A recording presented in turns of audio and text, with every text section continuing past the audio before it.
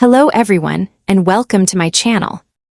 Do you ever feel like you're stuck in a routine, living your life in black and white? Today, I'm sharing a life-changing story about a man named Arthur, who thought his life was perfectly safe, until one discovery in his attic changed everything. This story is a beautiful reminder that life isn't just about playing it safe, it's about capturing the light and finding your true purpose. So, sit back, relax, and let's dive into The Light in the Attic. The Light in the Attic. Arthur was a man who lived his life in black and white. He was an accountant who loved numbers because they were predictable.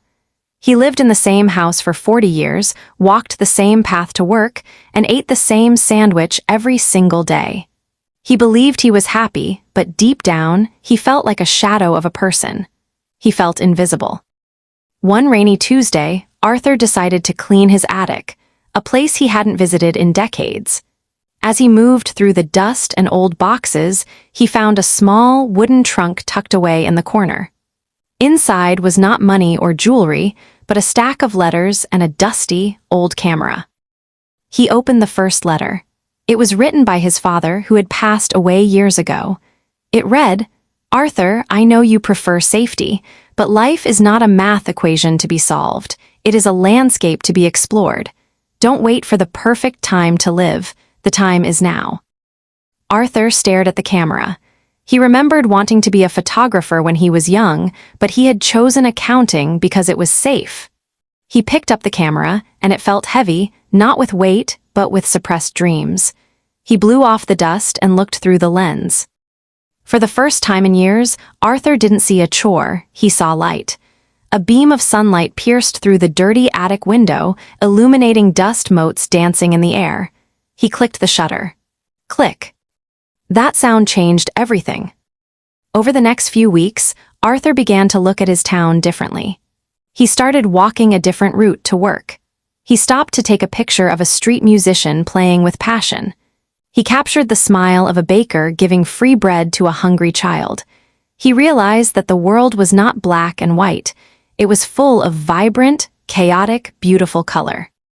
One afternoon, he sat on a park bench, editing his photos on his phone.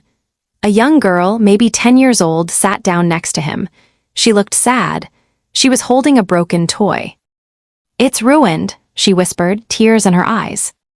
Arthur looked at the toy, then at the girl. He remembered the feeling of being ruined by his own boring, safe life. He smiled gently and said, "It's not ruined. It's just waiting to be fixed. Sometimes, things need to break so we can see how they work on the inside." He spent the next hour helping her fix the toy. When she smiled, Arthur felt a spark in his chest that no math equation had ever provided. He realized that his life hadn't been about safety, it had been about fear. He had been hiding from the world because he was afraid of failing. Arthur started a small photography blog. He didn't become famous, and he didn't become rich, but he became present. He started teaching photography classes at the local community center. He met people he never would have spoken to as an accountant. He found friends, he found purpose, and most importantly, he found himself. One evening, standing on his porch with his camera around his neck, Arthur watched the sun set. The sky was a masterpiece of purple, orange, and gold. He finally understood his father's words. Life wasn't about avoiding mistakes. It was about capturing the light, even on the days when it rained. Arthur was no longer a shadow. He was finally, truly alive. Why the story is life-changing? It teaches us to stop waiting. We often wait for the perfect time, but that time never comes. You have to start where you are. It challenges safety.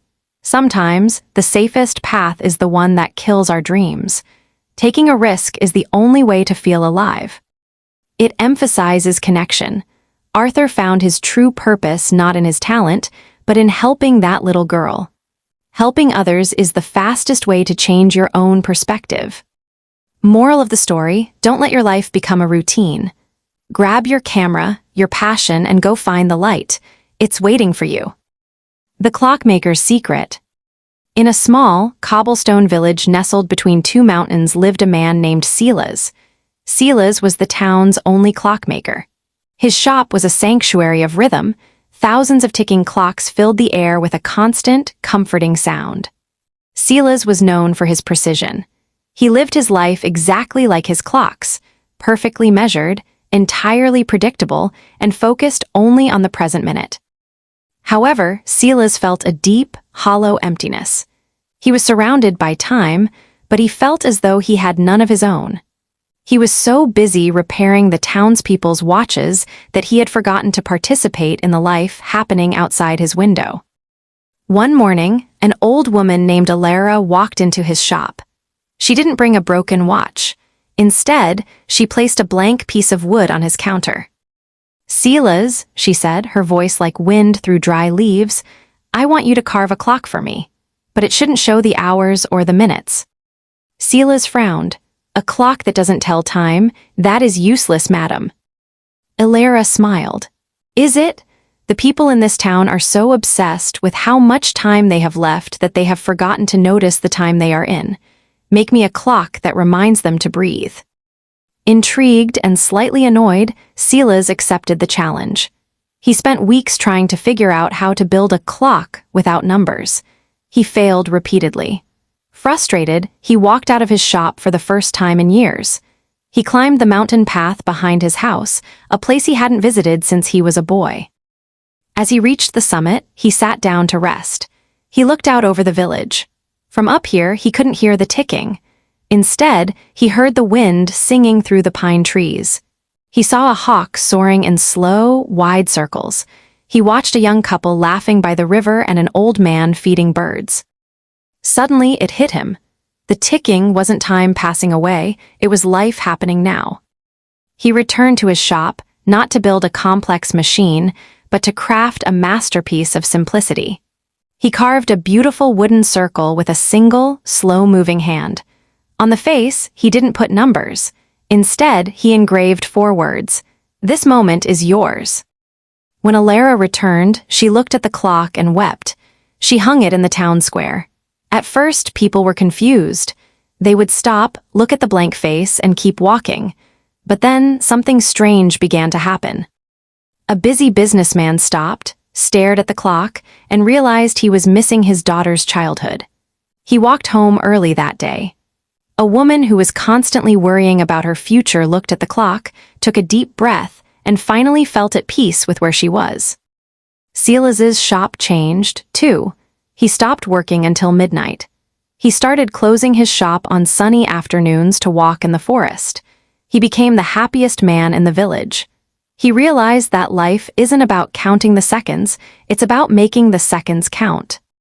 He died many years later, surrounded by friends, not clocks. His legacy remained in the town square, a simple reminder that while time is something we can measure, life is something we must experience.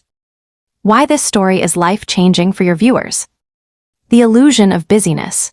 It forces the audience to ask, am I just busy or am I actually living? The shift in perspective.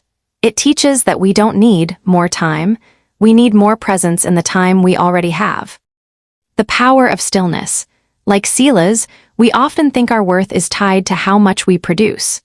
This story reminds us that being still is a vital part of being human. Moral for your video: don't let your life be measured by the ticking of a clock. Let it be measured by the moments that took your breath away.